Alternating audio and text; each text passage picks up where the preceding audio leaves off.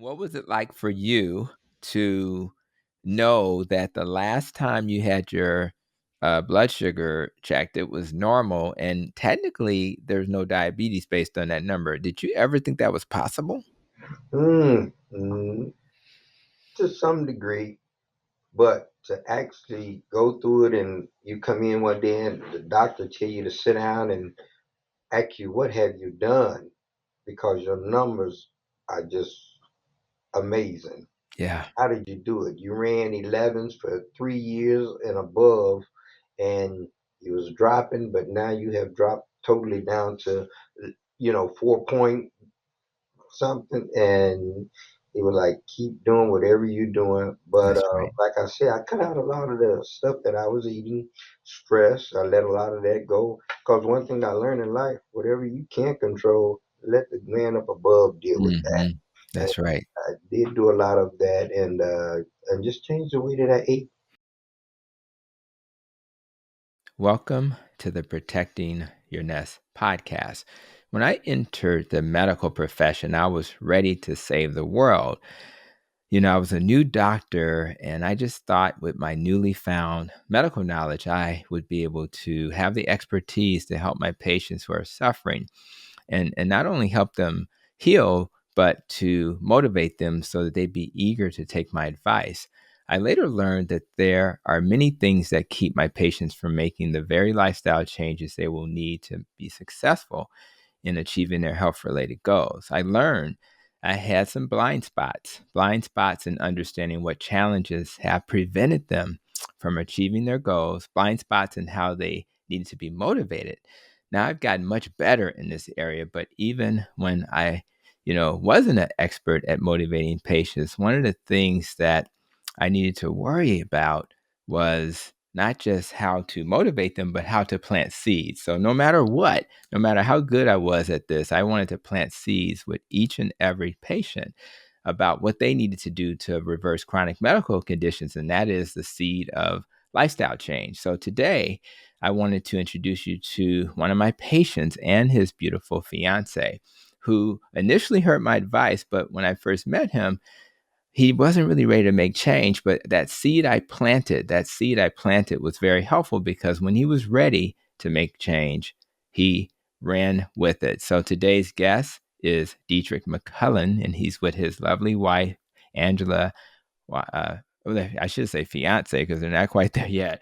Angela Watson, and he's been patient of mine for a little bit, but it really wasn't until recently that he decided to make lifestyle changes. And when he made lifestyle changes, guess what? He lost a ton of weight and he was able to put that diabetes into remission. So I really appreciate him coming to the podcast because I think his story will inspire you. And I think them sharing this journey together will be helpful as well. So, Detric and Angela, I thank you for being here and welcome to the Protecting Your Nest podcast. Hello, thank you for having Thank you. us. Absolutely. Well, I've been married for 30 years now. I know you guys are getting near that goal. And so if you need any marital advice, by the way, I'll be happy to share it. 30 years, man, I tell you, it's been quite the journey. I really appreciate you, Detric. I was so impressed when you showed me a picture of yourself when we first started. I don't think I remembered who you were back then, and you've kind of transformed a little bit, and I really am excited about that. So let's kind of start our conversation by first of all congratulating you guys for being engaged, and I guess it'd be nice to know how you guys met each other. So maybe you guys can share how you guys met, so we can kind of get to know you that way. Mhm. We actually met through a mutual friend at a party, Nice. and it just went from there. Get to Okay, know one that's cool. another, and the personalities clicked. Yes. So that's That's what I'm talking about. And Angela, I think you're in the healthcare field yourself, right? I am. So tell me a little bit about what you're doing as a day job, and then maybe Dietrich can share his day job as well. So what's up with you in this nursing field? I'm actually a master prepared nurse. Psych is my passion. I've actually opened up 2 units here in Chicago, one at Nice. South Shore and one at Holy Cross.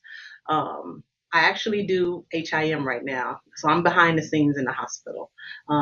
So I've been in the nursing field for about 28 years. So I'm just behind the scenes trying to make it better, try to make it quality better for the patients that we see. Absolutely. I'm very familiar with uh, HIM. Oh, We had a committee back in the day that I helped to lead as a physician. So most of the heavy lifting was the operations team, nursing, et cetera. But I was the physician leader with that, with Advocate Health. So I'm very familiar with that. And we also have Detric. So what's your day job, Detric? Construction. I'm in the rebuilding and fixing up the world if I can with concrete, you know, the basics.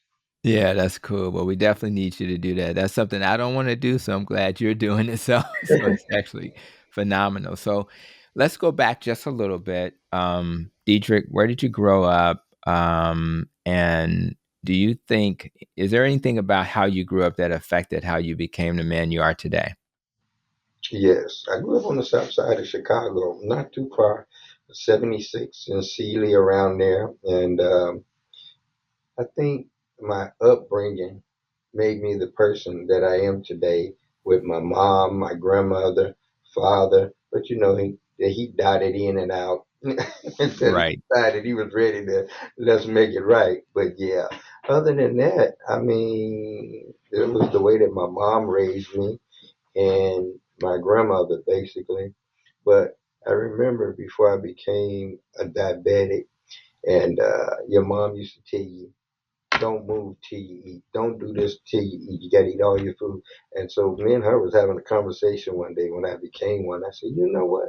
You the one causing me to have it. She said, what's that? I said, because you made me eat everything on the plate and don't move until you eat. So it's your fault. So don't be all upset now. This is your creation. So I just have to reverse it.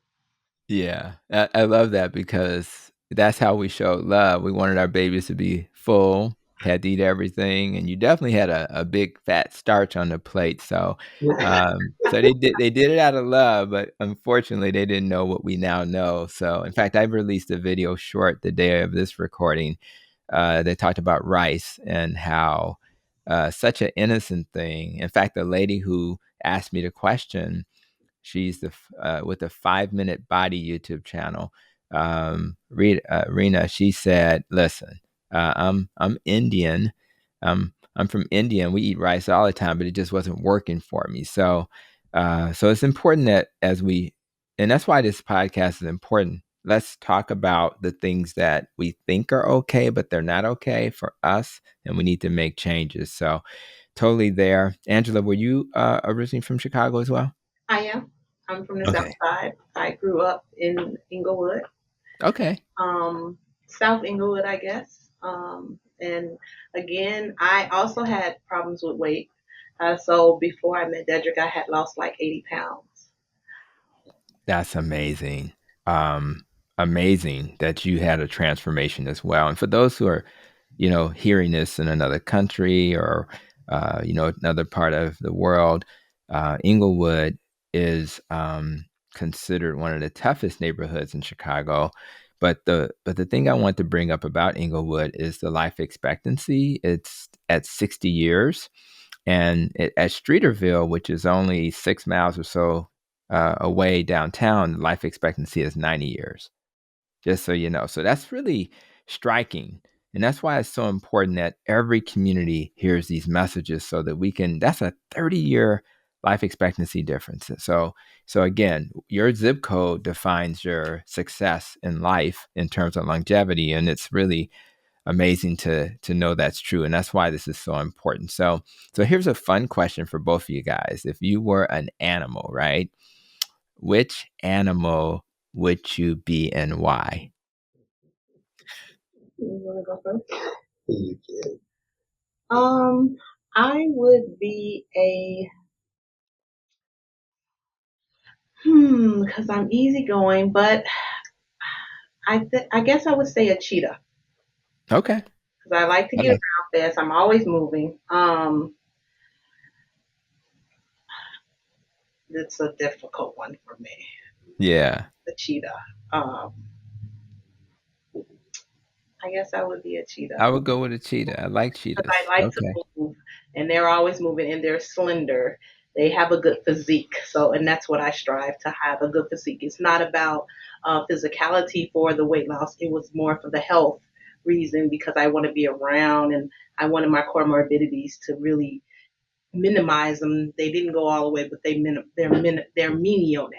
They're not Okay. exacerbating. That's right. Nice and fast and healthy. Right. Nice looking body to go with it. So I'm down with that. What about you, Detric? Probably like a lion. Mm-hmm. You never know what a lion's gonna do. He wants to be in charge, swift, quick, but strong, and That's right. never backs down when he's in a battle. I like that. Well, I'm right there with you. Unfortunately, the lions are chasing the cheetahs, but well, I guess that's what you did when y'all got together. But luckily, you didn't, get too aggressive. But yeah, I like yeah, well, as a more of a carnivore, I'm definitely very familiar with the lion, but I'd like both of those for different reasons, and I think that's wonderful. So let's talk a little bit about Detric. We talked about and I tell all patients to make dietary changes because I know it's the greatest way to heal. And I kind of suggested in the intro that it's I had blind spots, right? And I'm not sure how to say the right thing to motivate the right patient at the right time. But some people are ready, some people are not. And I don't know that you were ready when we first started. So, but then you shared with me the last time we met that there's something that clicked and you saw another doctor. So talk a little bit about what finally made you say, okay, I got to do this. It's time to make these changes. Well, this is what happened after, talking with you and the time that we had spent, and was trying to get me to get my health together. The things that you were saying, like if you don't get your numbers together, this could happen. Your sight, everything is just thrown off. And what happened one day, uh, COVID set in, and it was hard to get an appointment with you. Yeah. You had virtual visits with me at times. So then I said, well, I need to come in. I need to see me. I can't do this. So I went to another doctor, and I saw him, and then I saw another doctor after that. I wasn't really comfortable with what they were saying. It was just like, okay, he listened, he watched the numbers, go over here, see this person, and they give you all type of different medicine. Mhm. And I remember you telling me the goal is to get you off the medication. It was like the goal for some of them was to let's try this medication, let's do this, let's do that. I didn't like that. I'm not a medicine taker, first of all. I've never took medicine, no drugs, no smoking or drinking in my body. So I remember one time I was here and you had upped the dosage of the medication, and I came in the next time I told you, Doc, I can't take it. It has me drowsy. I can't do this. I can't do that. Said it's too strong. I said, well, I would just like to stop taking it, period. And one day I went to the doctor and I said, I was talking to him. So he prescribed other medications. I tried it. I ended up gaining weight instead of Mm, losing weight. So I went back. I said, I can't take this. I'm gaining weight. I'm supposed to lose weight. That's what you told me. But they was afraid that by me being 190 at that time, I was going to lose too much. mm, Well, within a month time, I was already 10 pounds heavier. And I had already mm, kept the weight off for over 2 years. mm. So I stopped taking it, went home one day, and I said, I know what I have to do. Let me cut out sugar, some of the starchy food. And before you know it, everything started to come into play. And the weight just really started falling off. And that's how I got down to where I am today. That's crazy. Angela, were you you guys were already connected at that point? You were dating at that point? A little bit after. A little bit after. Okay, gotcha. So he had already made some transformations by the time you guys hooked up. Okay, cool. I just wanted to level set with that. Um, so you just had a moment when you're like, okay, enough's enough. I don't. It sounds like didn't want to take a lot of medicines, and you were just really motivated. But you also had this experience, Detric, where you ended up in a hospital. And that was a crazy experience. Maybe you should describe a little bit about what that hospital experience was like for you. Yeah, I did end up in the hospital. I'll never forget, we was out working. It was winter time, and I told the guys, I said, "This is my last ride." I said, "I'm not feeling good. When I finish this job with you guys, drop me off." They dropped me off at the hospital over in South Suburban over there, and I stayed there for 4 days. My sugar was so high. They said, "We're going to check you out, and if the numbers doesn't come back correctly, you're gonna have to stay." Well, when Mm, it came back, they say acid has started to set up in the bloodstream. mhm, So mm, that's a sign that sugar's been running wild for a long time. So I stayed there for 4 days, and I said I would never be hospitalized again. When I got out of there, first day, I started eating different. I portioned my mm, food off. I didn't change a lot of stuff right away, but I portioned it. When I mhm, portioned it, and then I started to, I would say maybe about 6 o'clock, I was done eating, getting rest, so all that started to play. And then all of a sudden, things started to get better. But at the hospital, they give you all different type of foods, and sometimes that wasn't working for me. So in my mind, it was just let me get out of here so I can do what I know I needed to do. Because one time I remember my mom came and I was sitting there, and I told her, I said, I got to get out of here. I said, I'm over medicated. I can't do this. I say, when I urinate, the it's coming right out of me and it's orange. So I know. So sometimes you have to know your body too and know when, it is enough is enough. So she told me, well, you don't have to do what they say so you can get out of here and go home. I said, I'm going to do what I feel I need to do. If I have to walk out of here, I'm walking out of here, and I'm not going to do this.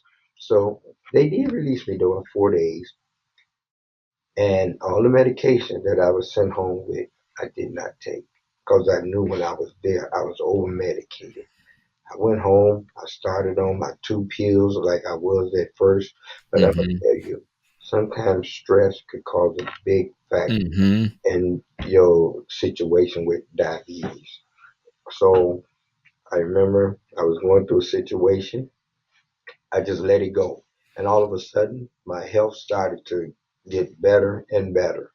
Yeah, Once I learned that, that was a big factor. And being a diabetic too, everything started to just turn around in my whole life. yeah. It will turn around. Yeah. People think, I made a video on YouTube saying that keto is the hammer that fixes everything, and people are like, "It can't fix everything." Well, it fixes 80% of most of the so-called chronic medical conditions because most health conditions are related to excessive sugar and all the things that turn into sugar like the rice and the pasta and the potatoes and yeah, you're over medicated if you eat the right diet. And if you eat the right diet, you don't need the medicine. People who are not eating the right diet may need medicine temporarily. People who are under a lot of stress may need medicine temporarily. So if we can fix those things, fix the diet, fix the stress, fix the sleep, have a partner like Angela who is here to support me instead of stress me out, those things, amen. Right. Those things are the things that will lead to the type of health that we desire. You mentioned the food they fed you. Now, when I talk to patients about their diabetic diet in the hospital, I hear things like they gave me grits, they gave me toast, they gave me applesauce, they gave me juice, they gave me bagels. all of these things that are not good for your blood sugar. Did you have a similar experience in the hospital? Yes, I did. Yeah. Yeah. And it's not that, shout out to all hospitals, all nutrition professionals. They do not intend to harm you, but the education around nutrition is flawed. No person who teaches a person how to eat for diabetes should suggest a bagel ever, right? Because it's got about, I mean, if anybody who's listening or watching this just Googles, in fact, I'm going to do it as an exercise. I'm going to say bagel carbs on my computer, right? And when I do that, it says that one bagel has 48 carbs, right? Now, if you divide that by 4, you estimate the teaspoons of sugar. That's 12 teaspoons of sugar in a bagel on a diabetic plate. So what logical person thinks that's a good idea? When I can give me an egg omelet, bacon and sausage, and this is nearly 0 carbs. Wouldn't that make more sense? And then, so that's why so many people in the hospital end up having to take insulin, because they're giving them the foods that'll raise their blood sugar. So I think there's some lessons learned. I think you learned some lessons that maybe what they were recommending wasn't best. I don't have to eat from the rainbow. The only thing I need to eat from are the foods that don't raise my blood sugar. So I think and I'm curious, Angela, do you recall, because I know in my training, I didn't get a lot of training about nutrition in medical school, but for nursing, did you get a lot of training about nutrition? Do you recall? It's very superficial. Mm-hmm. It goes back to the food pyramid and the holistic thing with Maslow's hierarchy of needs. So yeah, it's very superficial, but we do know we're supposed to pack the plate with more vegetables and proteins, and the carbs are supposed to be very small because you do Yeah. need carbs, but people need to understand that there are complex carbs and non-complex carbs, and the ones Yeah. good for us, I believe, are the non-complex carbs, right? The Yeah. ones that don't turn in, that are not Right. processed. So Well, it's tricky, and yeah. I'm gonna tell you why it's tricky, because even if the found, like, let me just give an example. So you may have not heard this study. I'm always looking at nutrition studies, but I did a video comparing the DASH diet to the keto diet. It was done in June of last year, in 2023. And with that study, they found that the keto diet was twice as effective for weight loss and blood pressure, and 3 times more effective for diabetes. Now, why would that be true when the standard of care in our training is the DASH diet, the dietary? And the reason why is kind of simple. If you look at if anybody searches a DASH diet food pyramid, right? Going back to what you just said, it'll tell you that you're supposed to eat like 8 to 10 servings of grains every day. It'll tell you to eat the same number of fruits and vegetables every day. So just the grains alone, and the examples on the food pyramids that I've seen has cereal and like bread as examples. So what logical person? So when people so this idea that the DASH diet would lose to keto is a no-brainer, because again, those spikes in sugar are not just about diabetes. If you have too much insulin from those spikes will then cause constriction of your blood vessels, will cause you to absorb more salt, and cause inflammation, which is why you have high blood pressure. So if we reduce the insulin burden, which is what happens with keto, but again, it's not standard of care. So if you talk to your nurse colleagues when you get back to work, ask them, had they even heard of that study? And I would suggest you look that study up, print it, and hand it to them. And then hopefully, as we move along, we'll be able to get the nutrition professionals and the nurses and everybody else to say, hey, here's another option that may make more sense for you. So let's briefly talk about, I guess both of you guys can talk about this. I'm not sure exactly how you lost weight, Angela, but maybe you can start, and then I want to hear from you, Detric. Let's hear, how much weight have you both lost? And I'm not sure if you did a low carb thing yourself, Angela, but I want to hear, how did you lose all of that weight as well? Actually, I had an ulcer, and it was a bleeding ulcer, so I had to get some mesh. Um, and that triggered me I had to change my eating for that. And that Mm-hmm. triggered me because my knees were hurting because I was a little heavy, and I was like, I'm tired of this. I'm tired all the time. I can't keep up with my daughter. So I started working out, And then I said, this is going well because it takes about 2 or 3 weeks to make a habit. So Yeah. I was real happy about that. And I just continued on my journey. Now, I haven't been working out for the last 2 weeks, but I am going to get back Hmm. to it. And I just kept going from there. And I cut out pop. Pop was one of the things I cut out totally. Ooh-wee. Because when I had my ulcer surgery, he said that I don't need to drink any carbonated beverages. Right. How much pop or soda, depending on which part of town you're from, how much were you drinking? Oh, before I went to work, I was having a large Coca Cola. While I was at work, I was having a large Coca Cola. After work, I was having a large Coca Cola. Right. And I was going to Starbucks about 3 times a day. So the Amen. sugar content was just out of control. Ooh. So when I cut those things out, I just seen a drastic change that the weight start falling off just from the sugar alone. Did I still eat rice? Did I still eat potatoes? Yes, I did, but I didn't eat them all day, every day. Right. Okay. So it is more dietary than anything because you can't outwork a bad diet. You better say it. People, if you can just master your eating, the working out is just the extra thing to go along with it. Again, I just released a video looking at rice, and who knew that the rice had 45 carbs per serving and that the pop or soda had 38. So there's more sugar in rice than in the pop. But at the end of the day, uh, every time you drink just a regular size Coke, and you may have had one larger, it's 9 teaspoons of sugar. So you can multiply 9 times, 4, 5, 6 times a day. And who knew? And Starbucks coffee, I'm sure they had something added to it. So, oh my God. So you may have gotten just from the liquids alone 200 or 300 carbs per day.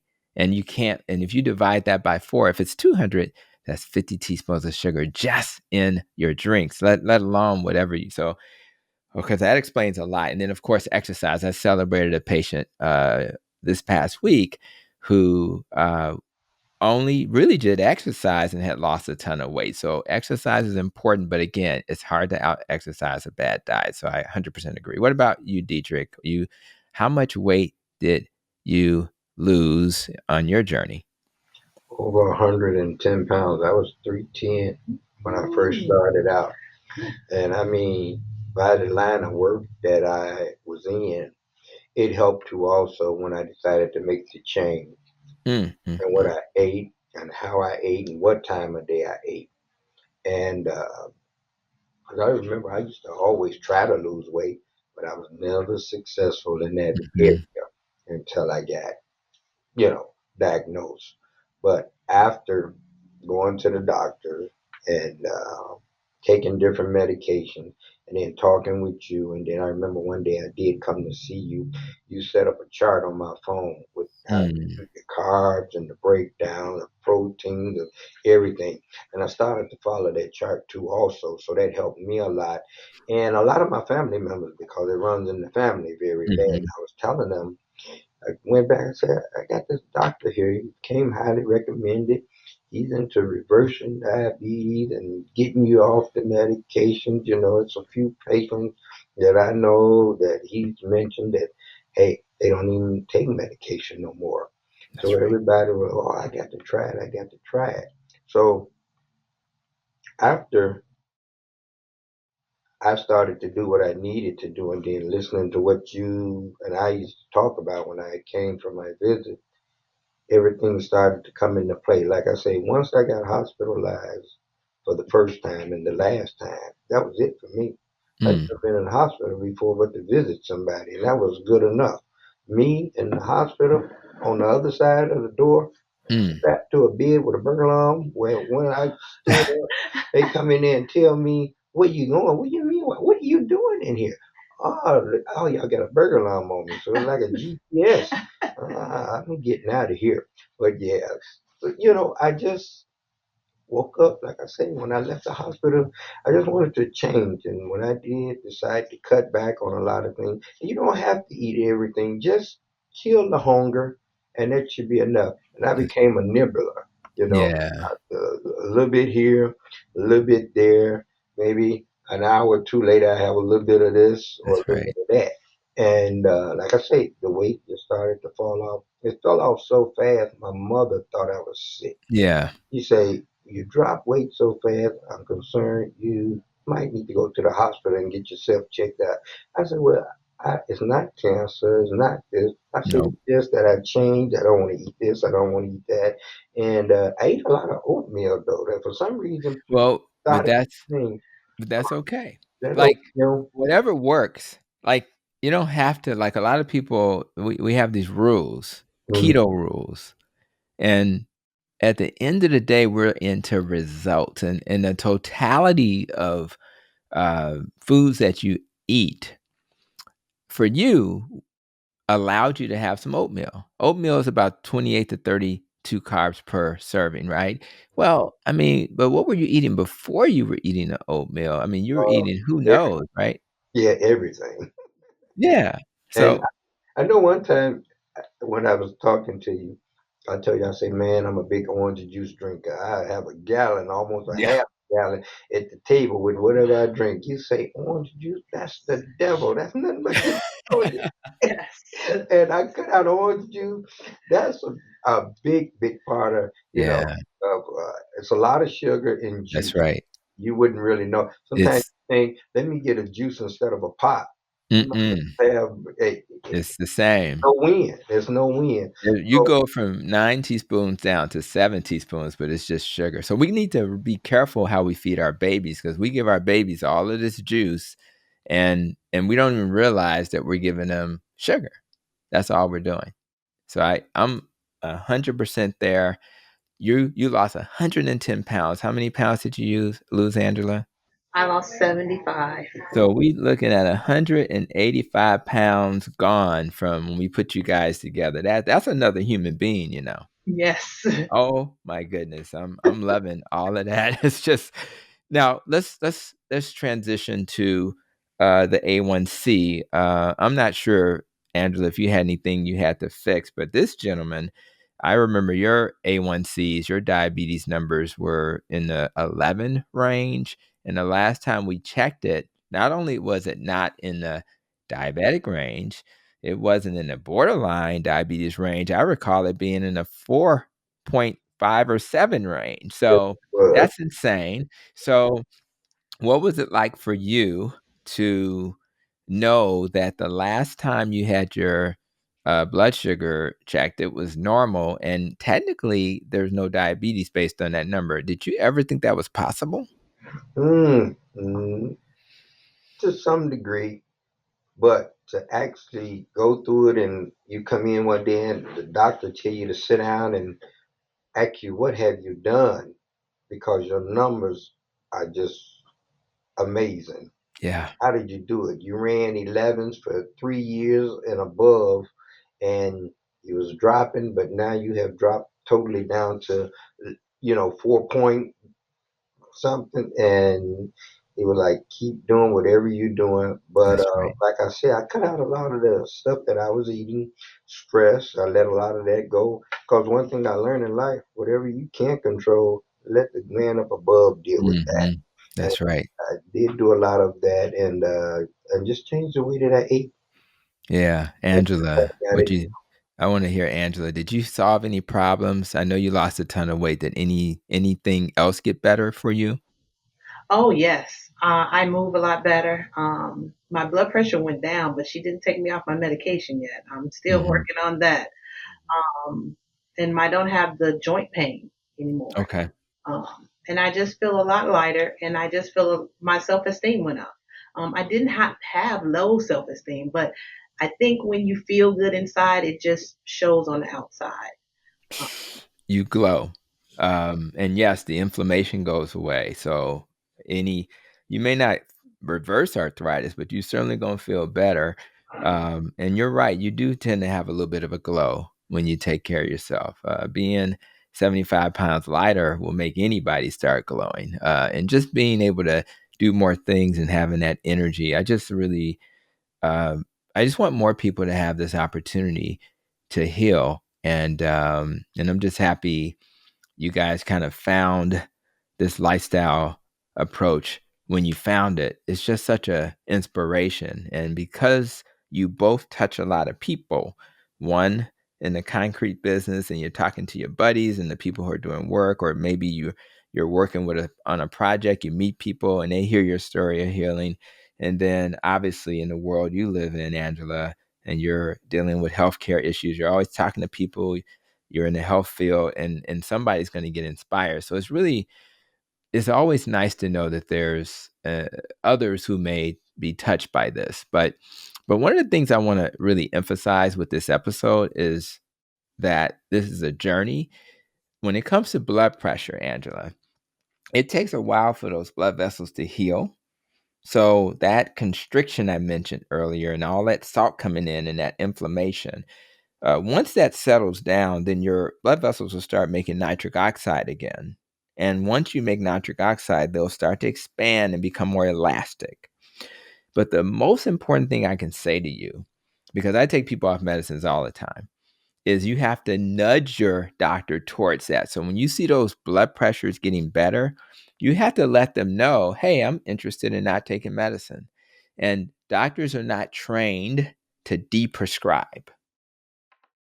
It's like a crux. It's like, stay on the medicine anyway. No, I'm not staying on the medicine anyway. So once you when you walk through that door and your blood pressure is really like 110, 115 over something, it's time to reduce the medicine safely and get off. So just encourage the clinicians to do that because they're not trained to do that. They're more about adherence, staying on the medicine, and they don't even think about taking you off. So sometimes you have to initiate that. So I'll just throw that in. I hope your doctor doesn't mind. And then, but let's talk about diabetic neuropathy because you're still struggling with that, Detric. That's not, and this goes back to what I said, your blood vessels get damaged, which is the blood pressure, but guess what? Your nerves get damaged. So let's talk a little bit about your struggle with neuropathy in terms of how it's impacting your life. And that's why it's so important that we make these changes so that we can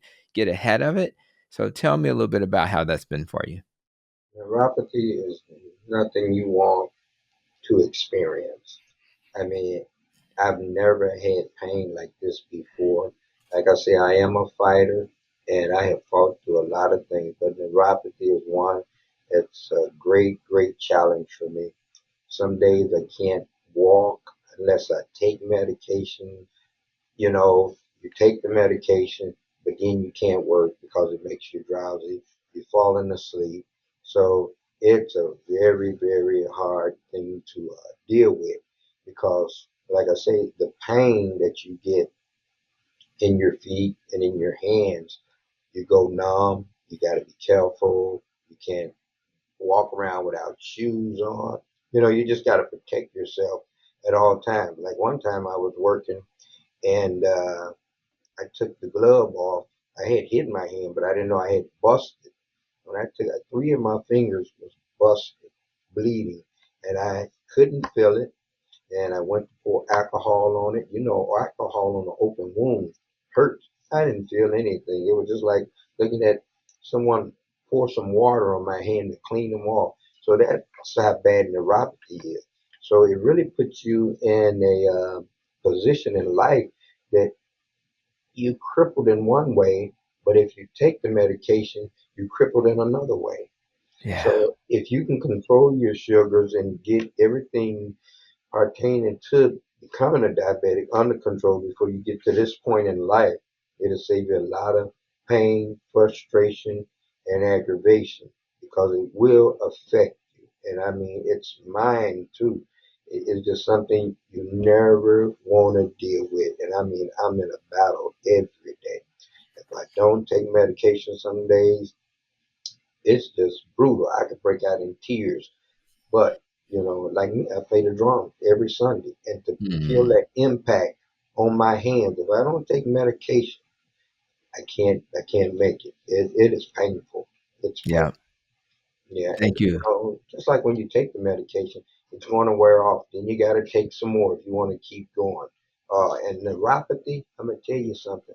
It comes at the worst time when you're sleeping and resting. It Mm, hits you and wake you right up, and you're gonna get up. you're gonna yeah, you will. you're gonna get up. It's worse than a Charlie horse. catching a cramp. It's going to wake you, It's and gonna there's wake you nothing up. you can do about it unless you put some more medication in. That's right. So it almost takes you and puts you in the disability mode because there's nothing you can do about it. That's right. You know, you Oh, need your hands to work, you need your feet to walk. So, and if you're taking the medication that's prescribed to deal with it, it puts you out of commission because it puts you to sleep. that's right. So Well, almost this is critical. giving up on living. This is critical. So one of the things people think about with the lifestyle changes is I'm going to be able to fix everything. And the reality is that's generally true. But it's also true that the repair process, whether we're talking about the blood pressure or the neuropathy, sometimes the damage is at a point where it's going to take a minute to get back to normal. Our goal is to get you as close back to normal as possible. And I think you will achieve that. Now, having said that, I think it's important that people understand, what is this neuropathy? And at the end of the day, um, your blood sugar being elevated increases your risk for damage to blood vessels and nerves. The problem with that is that you have blood vessels and nerves everywhere. So that means everything is at risk. Your vision's at risk. My kidneys are at risk. My risk for a heart attack or stroke is at risk. My risk for dementia, they call dementia type 3 diabetes. Sugar excess in your body is like poison. And so one of the things that happens with neuropathy is that when you have a high blood glucose, uh, there's an alcohol sugar called sorbitol, and when you have that in and around your nerves, it's going to attract water, and guess what that water is going to do? It's going to squeeze that nerve. So now you're having a nerve that's being squeezed. And people who cook may have heard of something called the Maillard reaction. And that's a reaction when sugar gets next to protein, it kind of binds. And think about when you're cooking, and even if you baste a turkey and you put something sweet on it, it's going to get a little crispy. And so Maillard, or when you have bread and it turns a little brown, those are Maillard reactions. But if those reactions are happening to your nerves, you can imagine that's a problem. So too much sugar floating around and it getting next to your nerve can damage it. And then, of course, there's the blood vessels have to actually supply oxygen to your nerves. And if your blood vessels are being damaged from diabetes, then it's going to affect your nerves, and then they're going to get irritated and inflamed, and we call it oxidative stress. So you have all of these mechanisms that are damaging the nerve, and all of that damage culminates in having symptoms. And so the goal is, can we then go back and remove the poison, the excessive carbs? And when we remove the poison, can we then start to reverse some of this? Now, one of the things I'm sure you both are worried about when you think about neuropathy, what's the scariest part of this story for you? What do you worry about the most when you think about diabetic neuropathy? Well, when I think of the neuropathy as a person that has it, I mean, neuropathy affects you in so many ways. It will shut your body down. Hmm. Where, like, you go through a process, you don't feel like doing anything. I mean, even the the smallest little things with neuropathy, there's nothing you can do about it.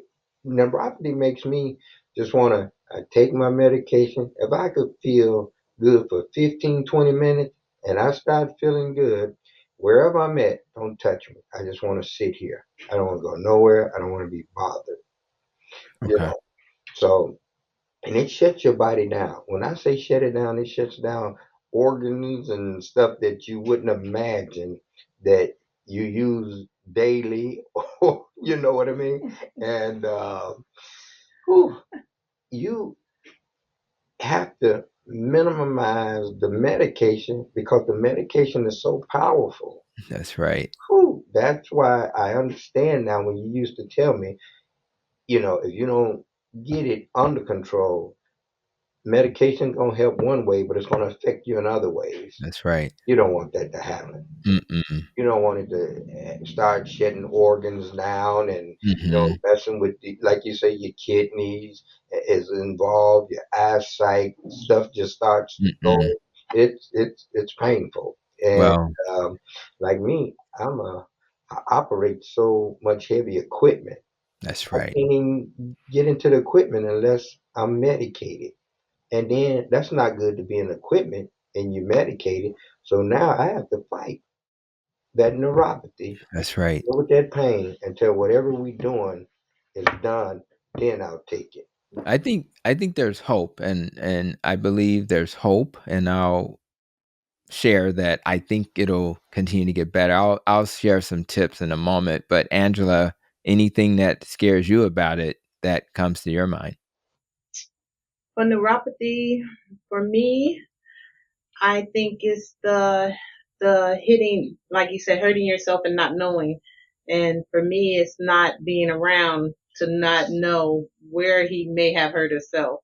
Mm-hmm. Yes. Like we have a situation with his foot right now going on. I don't know if he wanted me to share it, Oh, that's Yeah. but it's a little open wound on his heel that we're working on right now, that I'm working on. And he didn't even know it was open. So this is very serious because what people don't know is that diabetics, and we're not claiming him to be a diabetic anymore, but they don't heal very fast. That's Sometimes right. not at all. So I am aggressively working on the, and it's not even a big cut, but it's big enough that Yeah. it can grow very fast. I've seen people in the hospital start off with a dot, and in 3 days it is open to a stage 2, Yeah. and they may not have had any pressure on it, just from simple ADLs that they're doing every day are walking on it, and here we have a bigger problem. Yeah. And then when it leads to amputation. So I That's don't right. want to scare him, but I just tell him the facts that this is how Well, aggressive I have to be. And he's like, I don't think it's open, but you know how this is how people are. So yeah. that's the scary thing for me, just not being Well, around if he hurts himself. thank God we have a nurse in the house, right? So, my wife benefits from me being a doctor. I benefit from her being a pharmacist. But listen, Oh, okay. so and that's kind of what I was looking for. I was hoping to hear that word amputation because at the end of the day, that's the thing people worry about the most because, 50% of amputations that occur in the world in the United States are diabetes related. 50%. So we know that that's the leading cause. And this is what happens, guys. You guys, you get a patient in front of them, and there's like stages to this. The first stage is I get a little numbing and tingling in my extremities, right? Yeah, And then second stage is that it gets worse, right? And that's a problem. And then at some point, like you said, you can't sleep. That's kind of like the third phase. It's so bad you can't sleep. And this is the scary part, what you mentioned about your hand. Then stage 4 is like I don't even feel it because the nerve has been compressed so bad yeah, that it doesn't even work anymore. And, so less pain, less tingling, that's stage 4, and then stage 5 is like you don't feel anything, and that's when you're at risk for amputation. yeah, And here's some facts that may blow your mind. Um, um, the number of people, and this is going back to 2017, 2.1 million people are living with, some type of amputation in the United States. They amputate 185,000 people annually, and just put that in other words, 300 to 500 people are getting amputations every day in the United States. Um, um, a lot of times it's preceded by a foot ulcer, which is why Angela's freaking out right now. Seriously. So I'm not saying that's your destiny. I'm just saying we're going to be very aggressive. And it costs a lot of money. And I'm looking at you guys. We are both African American. Your chances of having issues with amputation is 4 times higher for African Americans than for white Americans. So that's something to think about. And we need to do something about this. So I think it's really important that we restore hope. Number one, like we'll talk offline about some additional things you guys can do. But one of the things you want to think about, um, obviously, you're controlling your blood sugars. Number two, now the question is, are there supplements I can take? And the answer is yes. And before I even speak to that, um, for a person who is concerned about diabetes, because obviously the earlier you intervene, the better. Everybody should get a fasting insulin level. You can predict diabetes. They don't teach us this in medical school or nursing school, but you can predict diabetes 5 to 10 years in advance by getting a fasting insulin. Because if your body is doing a great job of controlling your blood sugars, it's doing that by raising your insulin. So if your insulin level is super high, that means that the sugars may look normal, but you're actually going to be a diabetic in 5 to 10 years. So everybody should get a fasting insulin level. If a person has diabetes, they should get a C-peptide to distinguish between type 1 and type 2. And if their C-peptide, which is the precursor to insulin, is low, then they should get an antibody test to the islet cell. So I just want to put that in front of everybody. But in terms of supplements, one of the things that we want to add, and we'll share this again later, is the B vitamins. Your B12 and your B1 vitamins are particularly good at helping to protect the myelin that surrounds the nerve. So that's number one. Other things that are good for diabetes and neuropathy are alpha lipoic acid, something called evening primrose. People have heard about chromium as a supplement. Cinnamon's a supplement, omega-3, and some of the essential oils like the peppermint, lavender, those are good as well. So we'll talk offline. We also have people in health systems that can help with healing.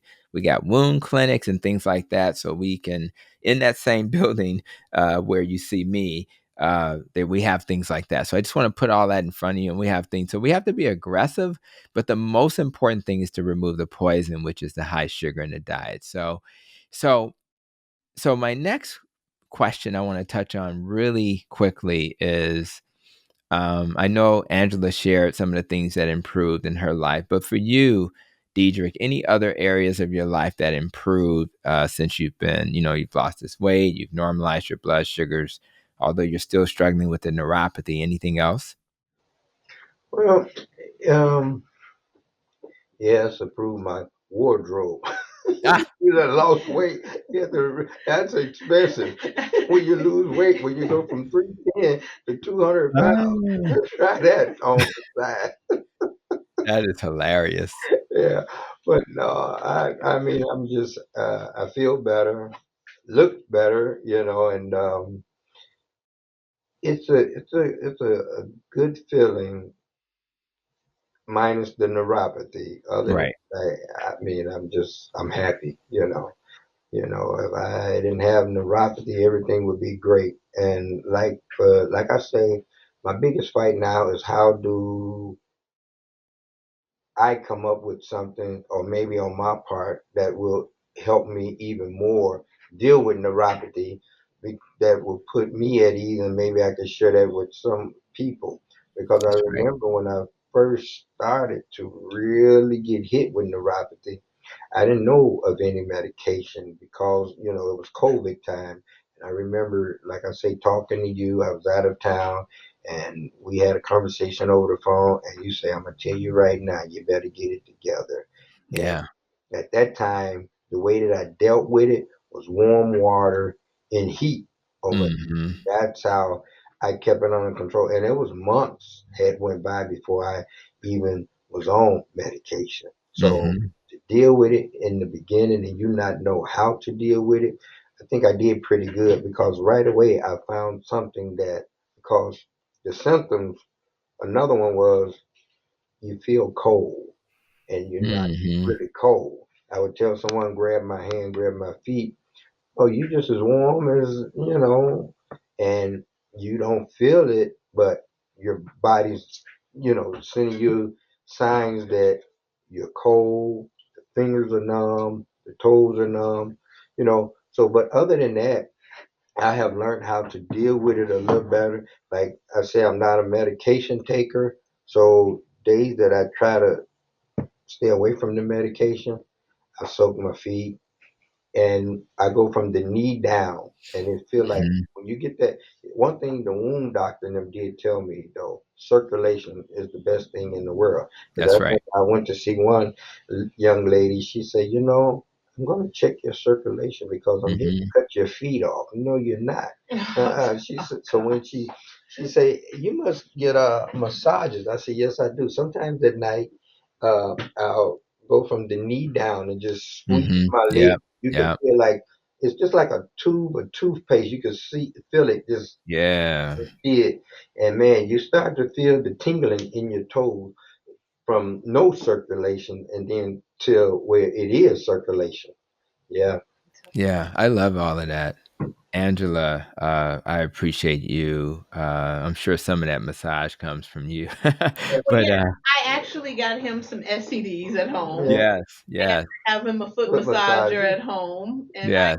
some neuropathy cream to help with those hands and toes.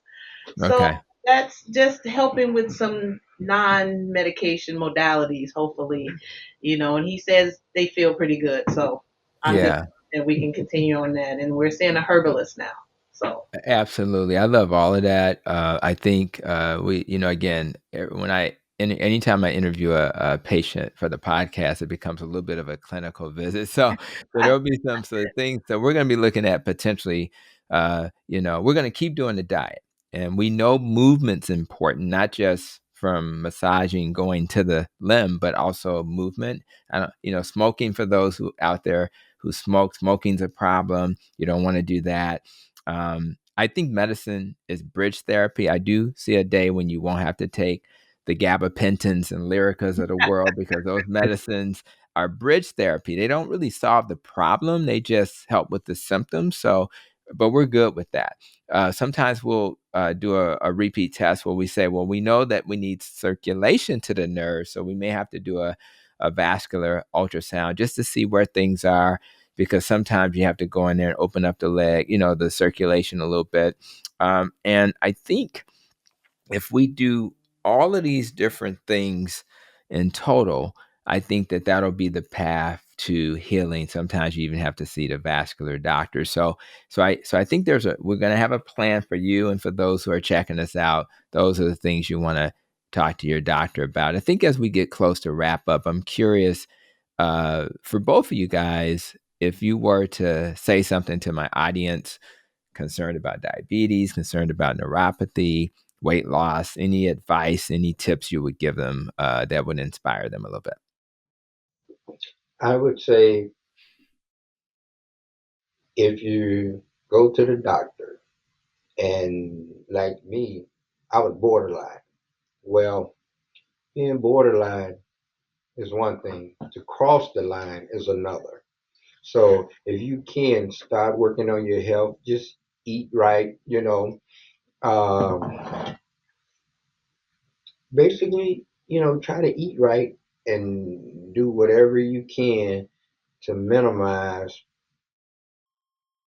becoming a diabetic, because when you become one, it's so many different things that can happen, and it affects everyone differently.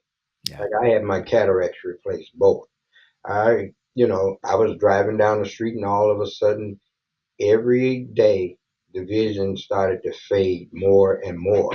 Yeah. So a lot of people don't know that. And I would drive 10 minutes away from home, let another guy drive me around for the day to work. And when I had to do paperwork, I would take a telephone, enlarge the paperwork through the phone so I could fill it out. So this is, I just encourage people, take your health seriously, because, and some things can be hereditary, they say, through the family bloodline, but some things you can prevent. And with becoming a diabetic, I just would like to tell everyone that you don't never know how it's going to affect you. So just take care of yourself. All And, right, uh, cool. yeah. Okay. Well, thank you for that. Anything you want to add, Angela? Just to let the people know that small steps are still considered you moving towards your target, and Yeah. celebrate your victories, and just don't give up. Don't beat yourself up. If you Yeah. messed up today or you ate something you didn't want to eat, just get up and start all over tomorrow. That's it. Because as long as you keep going, you're gonna get to the target goal. Celebrate your little victories. Mine was getting on the plane without having to ask for a seatbelt extension. Right. That was a big victory for me. Yeah, So I know that's who right. wants to get on there and ask for a seatbelt extender? Not me anymore. I Nope, know nobody. it's too big now.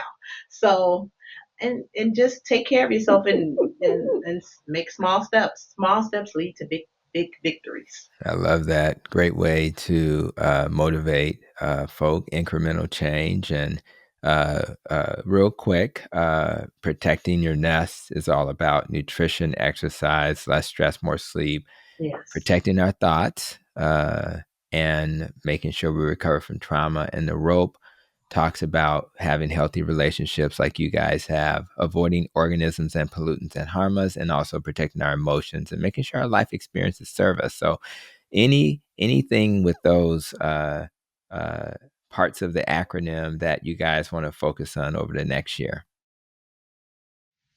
Stress. Yeah. I liked the acronym rope. That was really nice. And the sleep. I think Yes. it's very important to rejuvenate yourself. Yes, Definitely needs to get sleep. He's surprised Amen. on 4 hours every day. I don't know. Yeah, that's not enough. Yeah. And he'll do better with this neuropathy being better. But yeah, we got to fix that. So anything else, Detric? that's about it. All right. Well, listen, guys. I'm always excited. I love having the experts on. But I think the best experts are you guys, right? The experts are the people going through it. And I think it's important we bring the experts to the podcast who can share personal testimonies and also provide hope. Sometimes if you see somebody that's going through what you're going through, it really inspires. So I really thank you guys as a couple. I haven't had a lot of couples on the podcast. And I appreciate you guys doing this inspiring work together and being here. So thank you so much for being on this episode of Protecting Your Nest, guys. Thank you for Thank having you. us. Absolutely.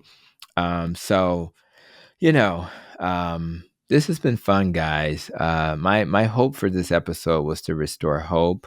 We really don't have to live with type 2 diabetes or obesity. As you can see, you don't have to, live with the fear of getting diabetic neuropathy. And therefore, maybe if we don't deal with that, we don't have to worry about the fear of amputations and things like that. So it's really a small price to pay to make changes in your life. And if you avoid the poison that leads to most of the chronic medical conditions, in my opinion, that's excessive carbs for most of us, we can live a life without fear. So I'm really grateful for Detric and Angela for sharing their testimony of healing today. Stories to inspire, stories to restore hope. And if you're thinking about somebody in your life that needs to hear this message, share this episode with them so that they can remove that fear and restore hope. I really appreciate each and every one of you for coming to this episode of the Protecting Your Nest podcast. And until the next episode, continue to be safe, be well, and continue to protect your nest.